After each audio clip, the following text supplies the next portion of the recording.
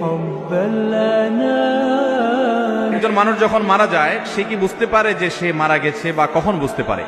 ভাইরা আমার, মানুষের মৃত্যুর ঠিক শেষ মুহূর্তে যখন তিনি মৃত্যুবরণ করেন নাই, আল্লাহ তাআলার পক্ষ থেকে নিযুক্ত ফেরেশতারা হাজির হয়ে যান।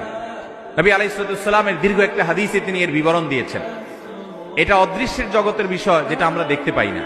এটা জানার একমাত্র উপায় হলো ওহী। আল্লাহ তাআলা স্বয়ং ওহীর মাধ্যমে নবীজি সাল্লাল্লাহু আলাইহি সাল্লামকে জানিয়েছেন, তার মাধ্যমে আমরা জেনেছি।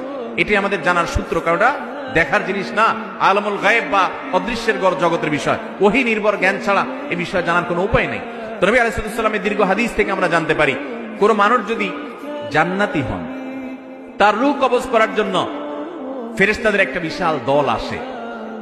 তারা এত সুন্দর করে আসে, উপস্থাপন হয় ওই লোকের সামনে যে তাদের আচার আচরণ, তাদের ওই লোকটাকে অভিবাদন জানিয়ে আখিরাতের জগতে নিয়ে যাওয়ার জন্য, ওয়েলকাম জানানোর জন্য আসার যে ব্যবস্থাপনা, দামি মূল্যবান পাত্র, রুমাল, সেখানে রূহ কবজ করে নেওয়া, সেগুলোর জন্য যে আয়োজন থাকে, এটা দেখতে দেখতে সে আল্লাহর বান্দা, নেককার বান্দা, ইমানদার মানুষটা, জান্নাতি মানুষটা হাসতে হাসতে তার রূহটা বের হয় এবং দুনিয়া থেকে চলে যান। অর্থাৎ খুব আনন্দের সাথে তিনি চলে যান। আর এর বিপরীতে যেই লোকটা জাহান্নামী, তার রূহ কবজ করার জন্য ফেরেশতাদের একটা দল